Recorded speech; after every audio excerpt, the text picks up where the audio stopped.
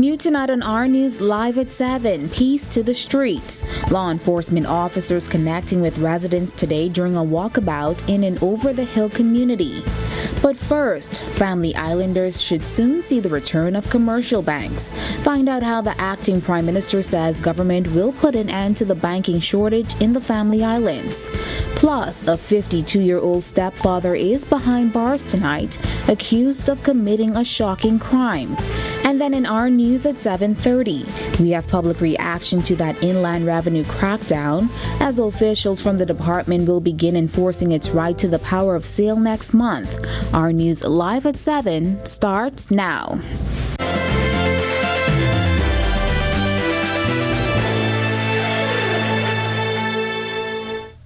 Welcome to Our News Live at 7. Thanks for joining us tonight. I'm Jamila Mizik. The government looking to put an end to the banking shortage in the Family Island. The acting Prime Minister dropped the hint as he addressed Long Islanders today and spoke about other developments for the island. Brittany McDermott was there and followed this report. Acting Prime Minister Chester Cooper assuring a commercial bank will make a return to Family Islands that have been plagued with the issue for quite some time. Cooper said the move will happen in the coming months. The news came first to Long Islanders today. There's a banking solution in the works.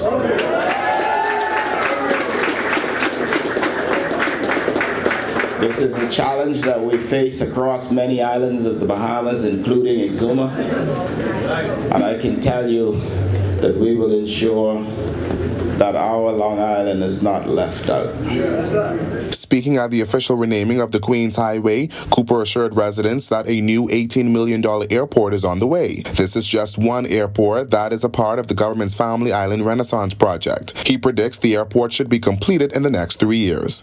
There's been considerable interest already from several persons who propose private-public partnerships to ensure that this gets done in the shortest possible time frame.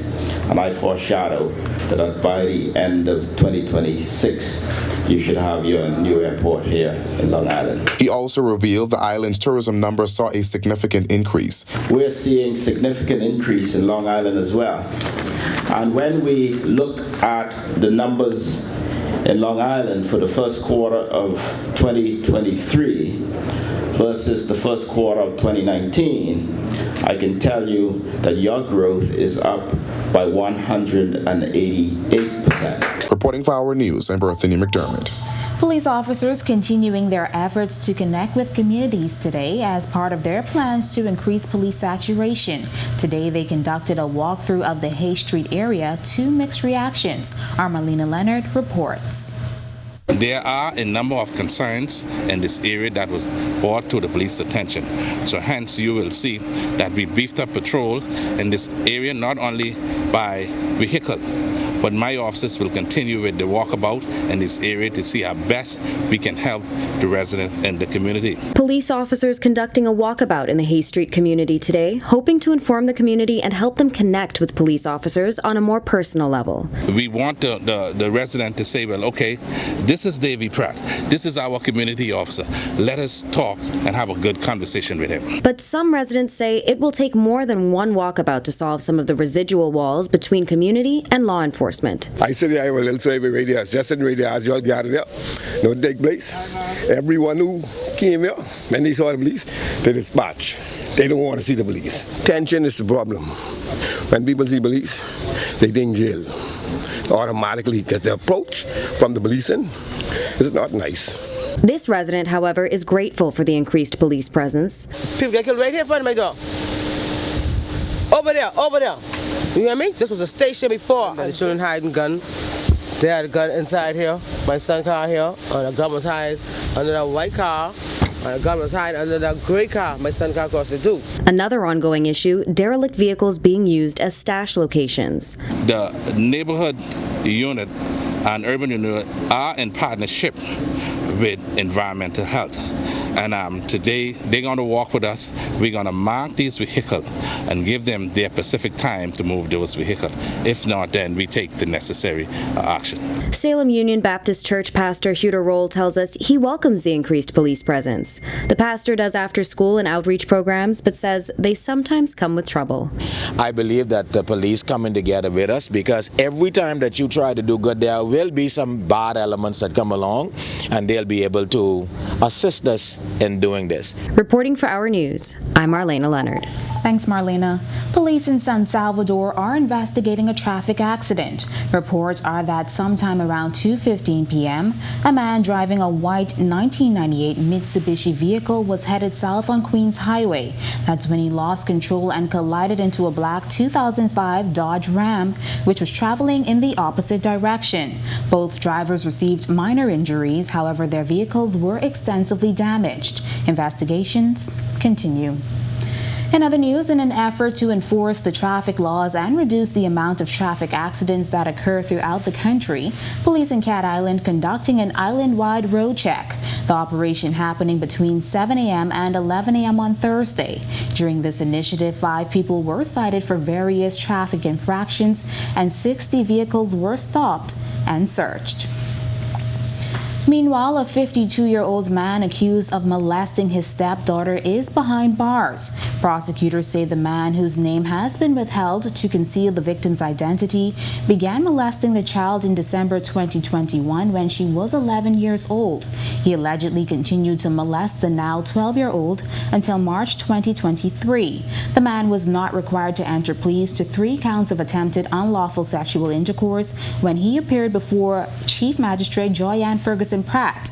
Bail was denied and the man is next due in court on September 7th to receive a voluntary bill of indictment papers. Much more to get to in a moment, but for now, it's time for your first look at temperatures. Meteorologist Greg Thompson is standing by in the Weather Center. Good evening, Greg. Yeah, thanks, Jamil, and a happy Friday evening, everybody. We're ending the week off on a warm note this evening. Temperatures are near the 80-degree mark with a few clouds outside. It is breezy, but those winds are gusting east-northeast at 18 miles per hour, and they are gusting higher out on the outside. Feels like temperature is at 80 degrees. Temperatures around the islands, and right now it's 80 in Freeport, 79 in Marsh Harbor. We pick up 84 in Alistown, Bimini, Great Harbor Key 80s, 81 in Nichols, San Andros, Governor's Harbor, 79. 81 in Kemps Bay, Arsistown, Cat Island, and Georgetown, as well as Deadman's Key. You all are at 80, 79 in Copenhagen, San Salvador. And into the southeast Bahamas, 81s in Duncantown, Ragged Island, Colonel Hill, Crooked Island, Delectable Bay, that's in Acklands, 81 in Abrahams Bay, and a pair of 82s, Turks and Caicos Islands and the Machu Town area, all rounding out our temperature profile.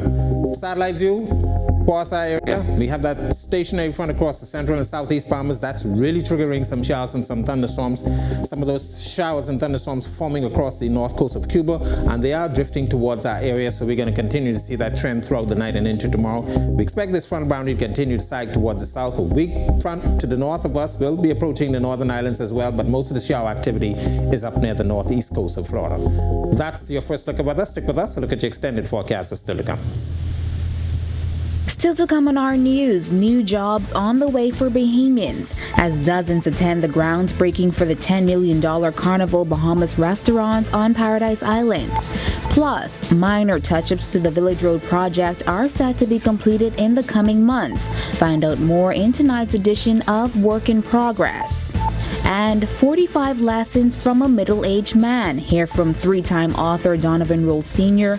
before the launch of his latest book on spirituality. That's coming up when Our News returns. It's your thing. Do what you want to do. It's your thing. Do what you want to do. It's your thing. Do what you want to do. Shareholders are very happy. It's your thing. Do what you want to do.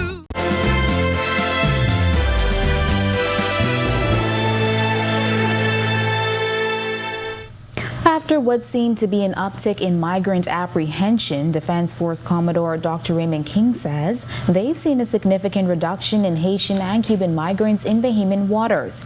King chalks this up to a recent shift in policy to Title 42, which denies individuals the right to asylum hearings.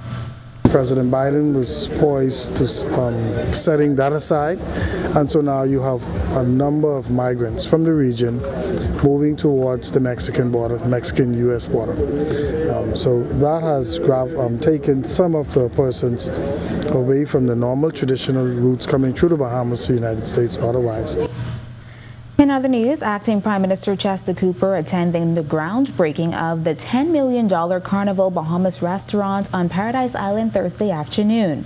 The 15,000 square foot restaurant, opening in spring 2024, expects as many as 120 jobs for Bahamians for the new dining destination. It's going to be very special, and we are going to use local sourcing, local product, local produce, local artists, displaying local artists in the restaurant. And we want to hear from everybody on the island what you like. It's not all about us, it's all about you, what you like, and we want to make you happy. The acting prime minister also spoke to their dedication to sustainability and local farming in their existing Chicago location, saying it meshes well with the Bahamas' efforts to increase local farming at home. Carnival Paradise Island is coming on stream in a climate, as I've indicated, of unprecedented economic growth. And I want you to understand that we know that you support local farmers and artisans. You promote sustainability with 60 different varieties of products grown on the rooftop, I believe, of your Chicago restaurant. And it is something that we support here as well. Minor touch-ups to the Village Road project are set to be completed in the coming months. In this edition of Work in Progress, Berthany McDermott tells us one of the last aspects of the project includes the installation of new sidewalks.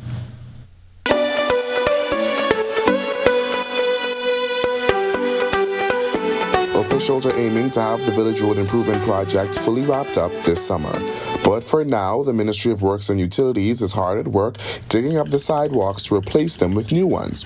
Resident engineer for the Village Road Improvement Project, Albrion Simonet, says the sidewalks are just as old as the roads are and are in need of upgrades. They have sustained damage throughout the life of the project, and even prior to the project there was some damage to sidewalks. In addition, a lot of our sidewalks were not compliant with the disability requirements. The Bahamas, of course, has a Disabilities Act which would require for all public infrastructure to have handicap ramps and such. And so there were a lot of areas along Village Road that had sidewalk but no ramp. As a result, the decision was made to redo the sidewalks for the entire roadway. When Our News visited Village Road, the majority of the sidewalks were already demolished. As this happened, he says it was cleaned up and preparation made for the replacement walkways. The intent is to pour these sidewalks during the summertime, so before the summer we're looking to have the sidewalks wrapped up and completed. But yeah, so the process right now is just demolition, cleaning up, and as they go in, they're being very careful not to damage the pavement they just put down. Of course, this is brand new pavement. The contractor has also committed to repairing driveways that were damaged during the improvement project. During the course of the work, there would have been damages to some driveways along the way. The contractor is committed and required to reinstate all of those driveways. So we've undertaken what we call accommodation works. And so those accommodation works put back driveways, ensure that there's smooth transitions between homes and the roadway. And so those works are currently ongoing. Reporting for Our News Work in Progress, I'm Berthany McDermott. When Our News comes back from the break, we turn our spotlight to stories making headlines across the world, as new restrictions at the U.S. southern border will try to stem the flow of illegal migrants. Plus, Twitter boss Elon Musk announcing a new chief executive will soon lead the popular social media platform. And then on this day in Bahamian history, in 2011, a new Bahamian political party was formed. We have the details when Our News returns.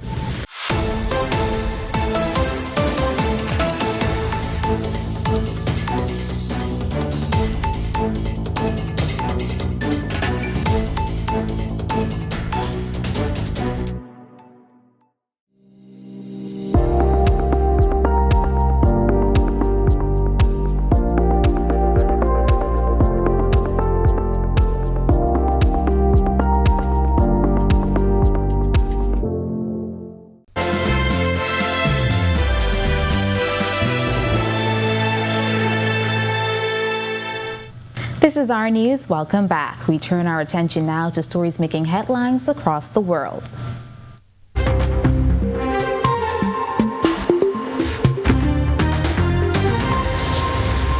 The U.S. is putting new restrictions into place at its southern border to try to stop migrants from crossing illegally. The changes come with the end of coronavirus restrictions on asylum that have allowed the U.S. to quickly turn back migrants at the border for the past 3 years. Those restrictions, known as Title 42, lifted at 11:59 last night. This week alone, thousands of migrants crossed into the United States before the new regulation takes effect. The U.S. rolled out a regulation on Wednesday that presumes most migrants are ineligible for asylum if they pass through other nations without seeking protection elsewhere first, or if they fail to use legal pathways for U.S. entry. From Ghana, yeah, and then I came here for my personal reasons, I think, and then it's been a crazy journey though, but I think it will be better. I hope. That's why I'm here. I'm here with hope and faith.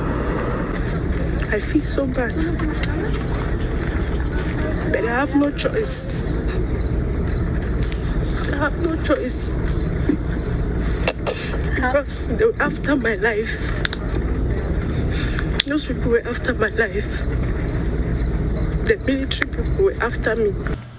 The United States said it had serious concerns about the docking of a sanctioned Russian cargo vessel, the Lady R, at a South African naval port in Cape Town last year. The U.S. ambassador to South Africa, Ruben Brigidi, told journalists that Washington was confident the Russian vessel had uploaded weapons and ammunition from South Africa in December. In a statement, the president's office said the government is launching an independent inquiry led by a retired judge into the alleged arms shipment. In Parliament, President Cyril Ramaphosa neither confirmed nor denied the claim, but assured the House the government is looking into the report. Mr. President, can you confirm whether weapons of war were loaded on board that Russian ship before she left Simonstown? Thank you. Thank you. We are all aware of the news that we all became aware of the Lady R, and that whole matter, Honorable Steenhuisen, is being looked into. Elon Musk announcing he's found a new chief executive to lead Twitter. Musk broke the news on the social media platform, which he bought last year for $44 billion. He did not name the site's new boss, but said she would start in 6 weeks. Once that post is filled, Musk says he will become executive chairman and chief technology officer. Last year, Twitter users voted for him to step down in an online poll. Tesla shares rose after the announcement. Musk has previously been accused by shareholders of abandoning Tesla after his takeover of Twitter and damaging the car company's brand.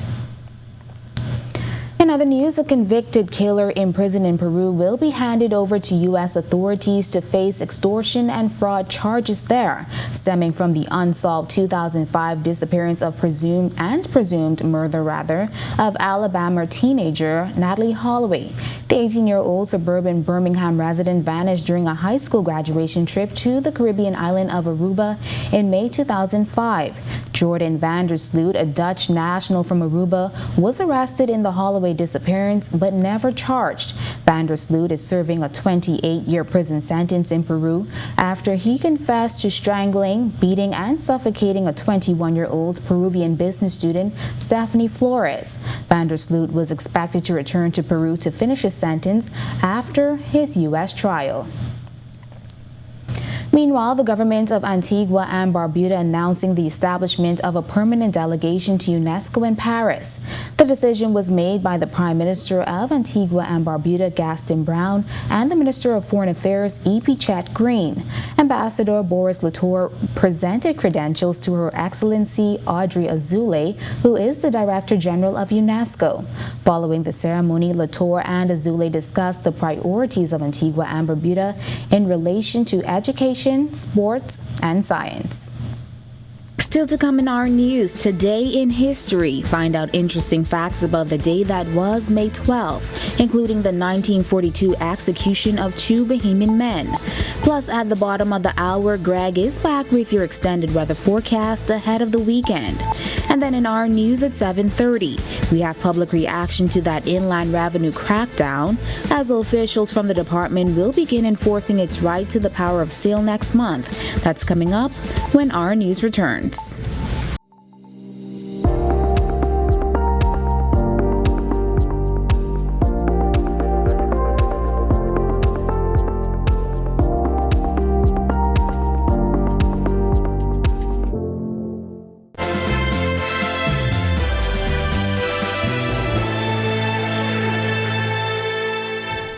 Welcome back to Our News. It's now time to turn our spotlight on events that shaped the day that was May 12th. Take a look.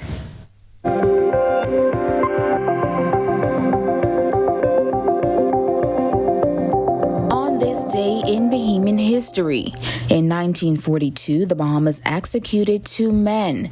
Edward Mackey and Belton Fernando were hanged at His Majesty's Prison, which is now known as the Bahamas Department of Corrections. The men, who went by their aliases Bulla and Boo, were found guilty by a jury for the brutal hatchet murder of a Grantstown shopkeeper, Clarence Walters. The pair was hanged in the early hours of Tuesday, May 12, 1942. In 2011, the Democratic National Alliance was founded by Granville McCartney. The party was founded by McCartney after his resignation from the Free National Movement 2 months earlier on March 21st. The party was founded to be an alternative to the 2 major parties in the Bahamas, the Progressive Liberal Party and the Free National Movement. The party's best results were in the 2012 general election, when it secured over 13,000 votes, but did not win any seats in the House of Assembly. And finally, in 2016, Justice Indra Charles issues an order to maintain the status quo with respect to an injunction to prohibit members of Parliament from appropriating or releasing emails belonging to Save the Bay's members until a hearing. Charles granted an injunction after Marathon MP Jerome Fitzgerald read the emails of Save the Bay's members in the House of Assembly. Charles would later find Fitzgerald breached Save the Bay's members' right to privacy when he read their emails in Parliament in March. The judge prohibited the MP from releasing or publishing such information without the group's consent and fined him $150,000. The Attorney General's office appealed.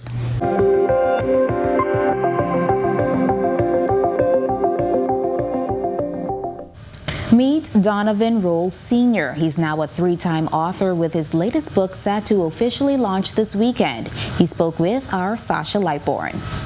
Donovan Roll has multiple books under his belt and is on the way to his 4th. The third, 45 Lessons from a Middle-Aged Man, is already available on Amazon. When asked about the inspiration behind the book, here's what he said. The inspiration behind it actually comes from all my years of experience in life over the decades, whether it's mental, physically, spiritually. And I just thought, we all go through things, and I realized that we need to share our story because it could impact others. And then also, everyone doesn't have to touch the flame to know that it's hot. So if you could share these stories with someone before they go through it, or have a different twist on how you can deal with it, it would help. Because if I know these things, my 20-year-old self, my 30-year-old self, my even 40-year-old self would make better decisions in life. And the father of 2 sets of twins says the writing process for each book was different. The first one was a book of poetry. The second one was more inspiring people about life lessons, their journey, and setting smart goals to being their better self. And this one, when I put these lessons, because I don't call them chapters, it's lessons, when I was finished, the Spirit spoke to me. So what made this one more challenged, that I attached Bible verses to each lesson. We asked the Bahamian author why people should buy his book. We all need help from time to time. There's bound to be a lesson or two that would positively affect you. Because like I said earlier, we all experience things in life. What we experience is not just specific to us. We have certain nuance to it, but we all go through similar things in life. Reporting for Our News, I'm Sasha Lightborn. Thanks, Sasha. Now to watch that story again and for all of today's top stories, visit ournews.bs. That does it for Our News at 7. Joining us now is our Italia Hall with the latest headlines. Italia. Residents are reacting to a recent statement by the Department of Inland Revenue, and the countdown to Mother's Day is on. Here are our local author is sharing some advice for mothers. Here are your latest headlines. Give some more grace. First tonight on Our News Live at 7:30. Residents are reacting to the Department of Inland Revenue crackdown on real property tax infractions. Our Megan Shepard has the full story. Plus, clearing the streets. After years of complaints from residents, find out how police officers are doing their part to remove vagrants from the streets of downtown New Providence. And residents are weighing in on the recent removal of the Tory Gate located at the International Bazaar in Freeport. That don't represent nothing of Bahamian culture. I'm not being rude to Chinese. And later, a sweet celebration as nurses across the country are recognized for their contributions. The Cable Bahamas group of companies sharing a sweet treat with the healthcare professionals. Our News Live at 7:30 starts in a moment.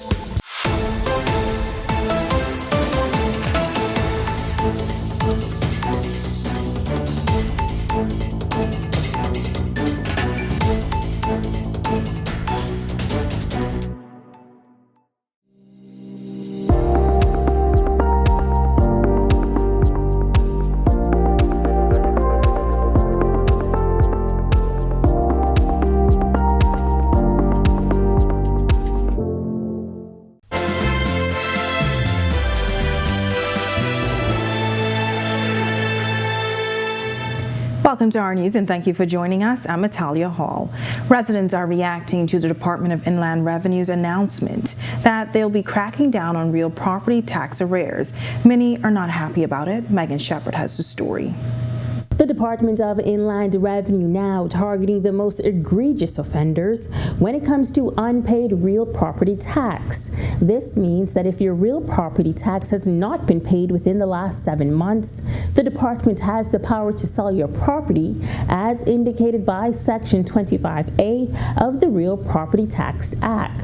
Helen McPhee says while she understands laws must be enforced, she is still concerned for those without a stable income. We've just come out of a pandemic. People are suffering. Some people still haven't found work. I think we have to have a heart. Bennett Minnis says he outright disagrees with the latest notice, while Zendel McKinney says he hasn't given it much thought. Not my property. They can sell Brave David's property, but not my property. Well, I guess they have to do what they got to do. The Power of Sale notice also notes that this applies to all real property tax, including commercial, residential, and foreign-owned vacant land, with the exception of Bahamian owner-occupied property. An exemption, Andrew Adderley says, is being overlooked. They bring it to your attention, they allow for response, they allow for confirmation, and they allow for address.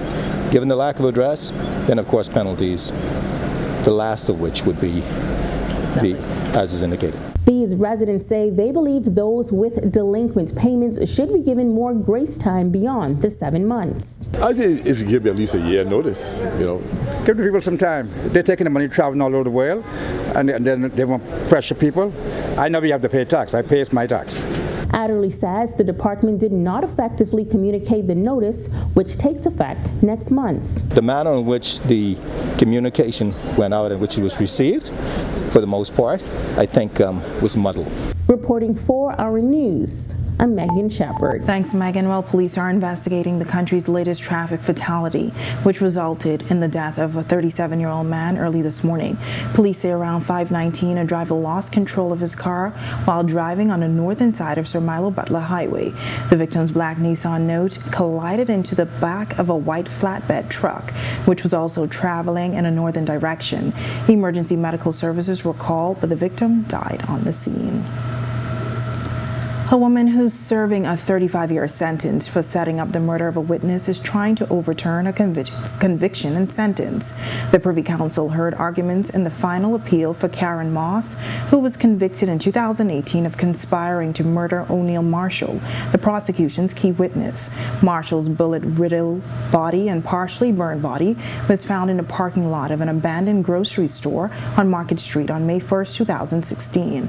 Now, Moss told police that on numerous occasions occasions from December 2015 up to the day of the murder, she was approached by 3 separate men who offered her $200,000 if she would betray Marshall, who was supposed to be in protective custody. Moss eventually lured Marshall out and left him in a car with the child safety locks engaged through Yorkshire Street before she heard multiple gunshots.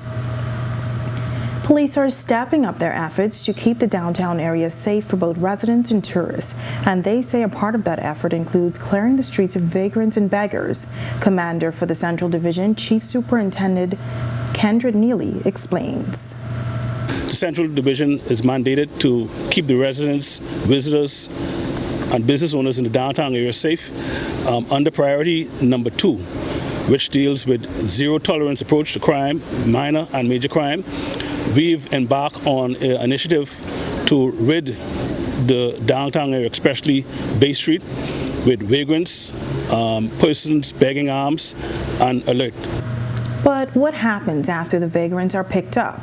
He tells us it's up to the courts and social services. For the most part, we would arrest them. We put them before the courts. The court give their ruling. We abide by whatever the court punishment they levy. But as long as they're downtown, we will seek to address those issues. We are partnering in today with the social service, so most of those persons need help. So we plan to allow social service to get involved and provide assistance that those persons need. Warm temperatures today across the island, and while those warm temperatures are expected to continue throughout the weekend, there may be a chance of rain. Meteorologist Greg Thompson is in the Weather Center with a first check on weather. Greg? Yeah, thanks, Natalia, and welcome everybody for a quick check on weather conditions around the islands on this TGIF Friday. 80 degrees outside our studios with a few clouds, and it is breezy out there. Your winds out of the east-northeast at 18 miles per hour, and they are gusting at times. That's making it feel like 80 degrees.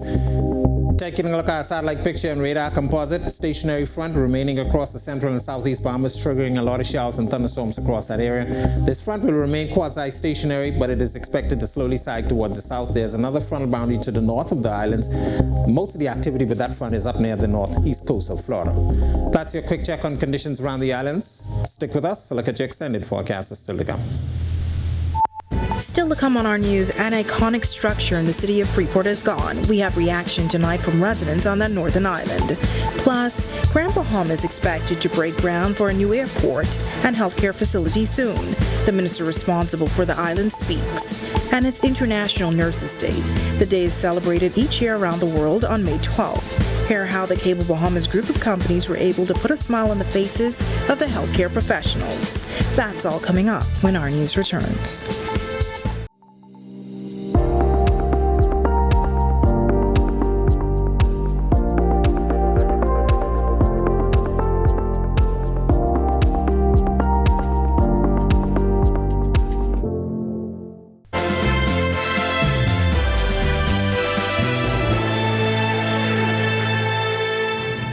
The conditions of roads in Long Island taking center stage today as the area's MP decried the state of the roads. His comments came at a ceremony to officially rename Queens Highway to the Joseph B. Carroll Highway. We do have some serious challenges with the roads in Long Island. The horrible state of the roads. We know that the roads are pothole laden. We've seen some potholes are big enough to plant banana suckers on this island. We've all lost tires. We've all had damage to rims and shocks and entire extensions. And so we know that the driving experience here leaves much to be desired.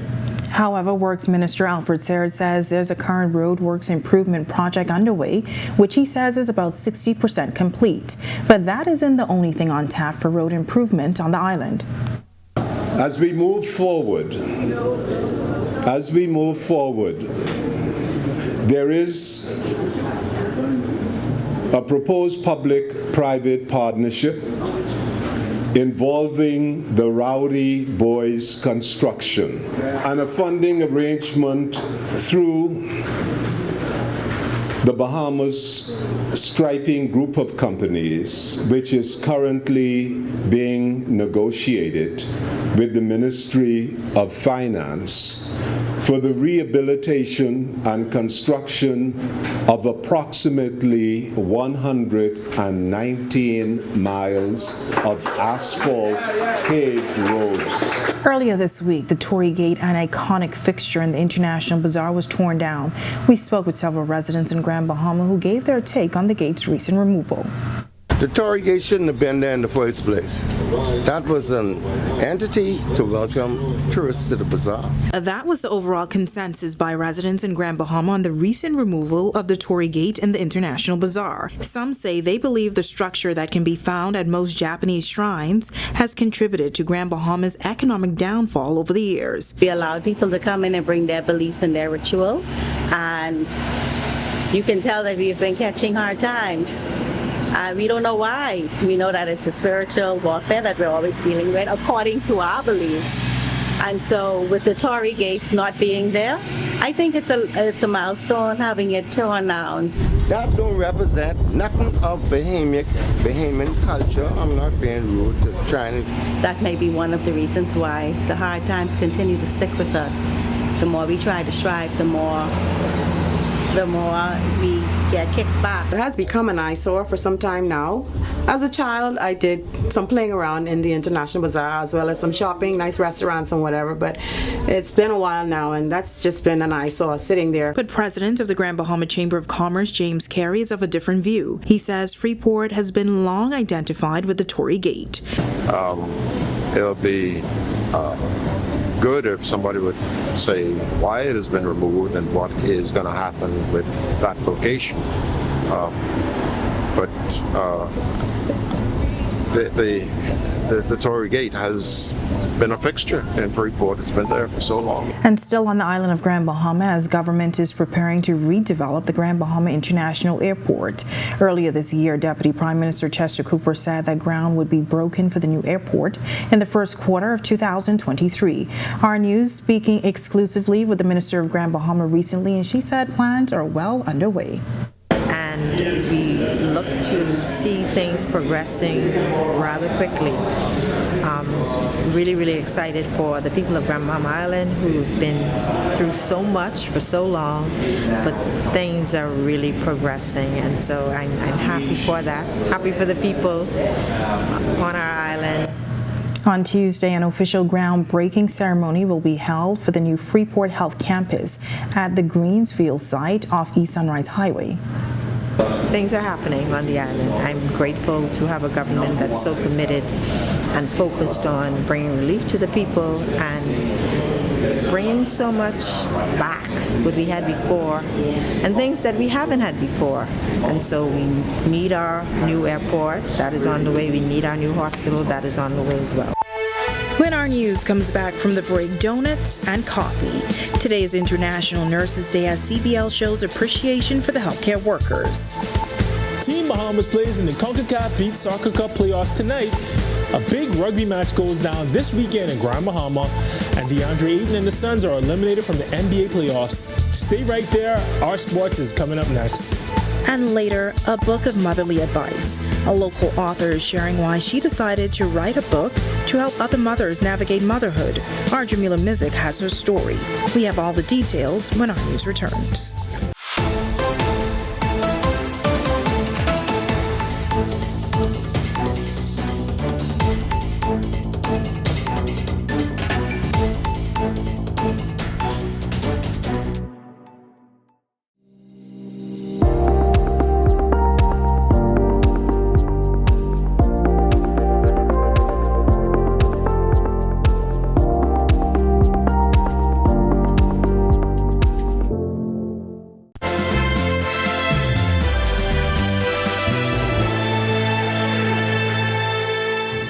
This is our news. Welcome back. Today is International Nurses Day, a day set aside to celebrate the contribution of nurses to the healthcare sector.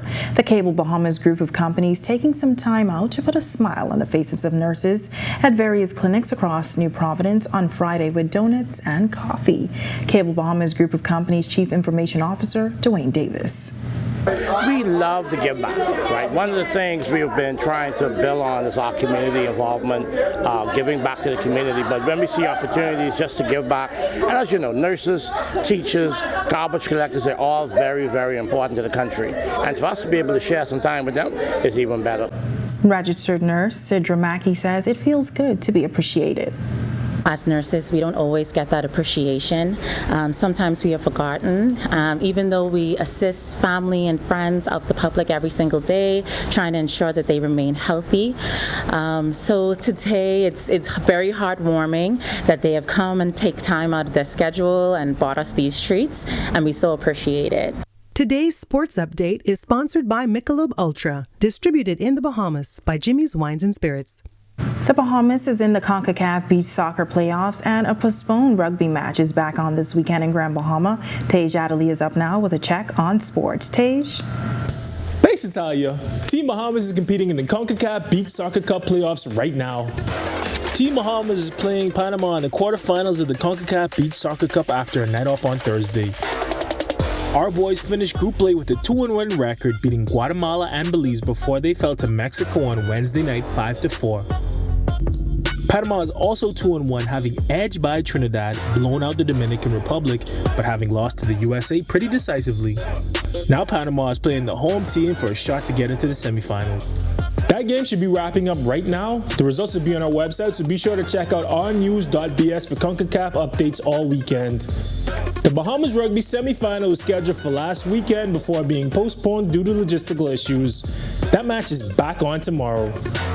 The Bahamas National Rugby semifinal is finally taking place in Grand Bahama after a delay. Freeport RFC will host Cuckoo's Rugby Club out of Nassau on Saturday at 2 p.m. on their home turf in Freeport, Grand Bahama. The winner of this match will play for the CUB Bahamas Cup against a combined squad of Buccaneers and Bailu players. That match will take place in New Providence on May 20th. If you're in Grand Bahama, you don't want to miss this.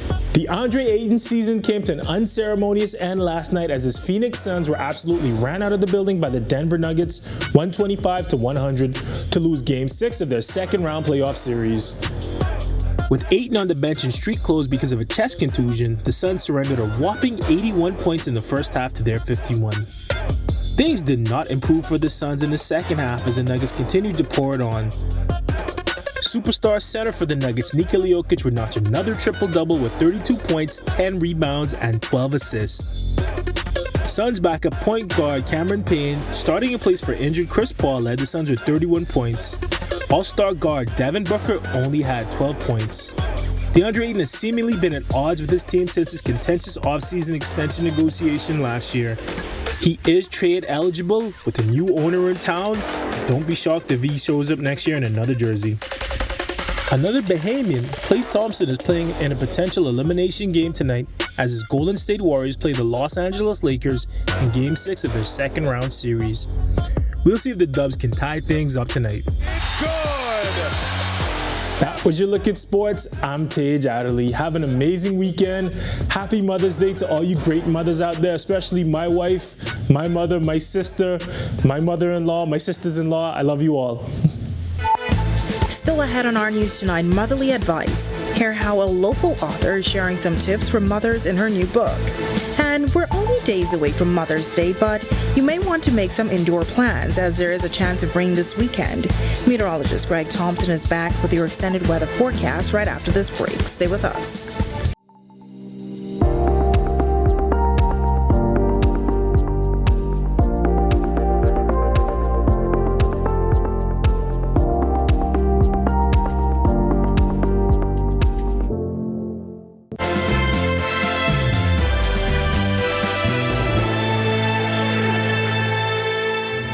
Welcome back to Our News. It's a wrap for the work week, but there may be a chance of rain this weekend. Meteorologist Greg Thompson is back in the Weather Center with your extended weather forecast. Greg? Yeah, thanks again, Natalia, and welcome back, everybody, for our final check-up weather. We have two systems affecting us at the moment. One, a stationary front across the central and southeast Bahamas, triggering a lot of showers and thunderstorms across that area. There's also a very weak boundary to the north of us. That's really a backdoor cold front, we call that, but it's falling apart. But most of the activity with that system is up off the northeast coast of Florida. In the meantime, an upper level low will form out in the eastern Gulf of Mexico, and that will move across South Florida near our area through Saturday and into Sunday. That's going to continue to keep us a little unsettled, so we're looking for some more showers and thunderstorms in the forecast throughout the weekend and into the early part of next week. Taking a look at our future forecast, we move this from this afternoon. Showers and thunderstorms, as I mentioned, down near the southeast Bahamas with that quasi-stationary front. Upper level low starting to take shape, moisture associated with that starting to form in the eastern Gulf, and that low will actually slide across, but as I said, most of the activity will stay across us, so we're looking for showers and thunderstorms through the forecast period. Boating conditions, small craft caution, high risk for rip currents, and that will carry through tomorrow. Your winds will be northeast to east at 15 to 20 knots. They will be gusting high at times. Your seas will be running 4 to 7 feet over the ocean. Your low tide will be at 8:31 tonight. Here's a look now at your national forecast.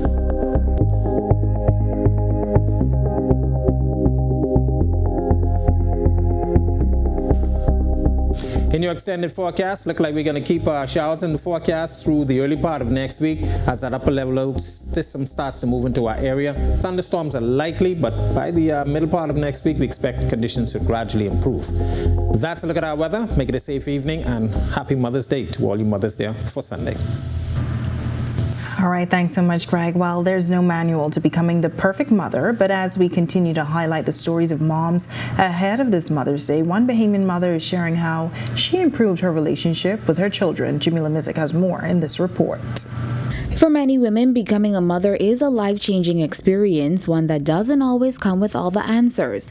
And for Melissa Roberts, being a mother wasn't always easy, which is why the mother of two penned her first book, Chaos to Calm, in hopes of helping other moms through the challenges of motherhood. I just felt like, my story of all the mistakes that I've made can help other parents not make the same mistake. She says there's no such thing as the perfect mother. I said it would be amazing if God had it when we pushed our child out.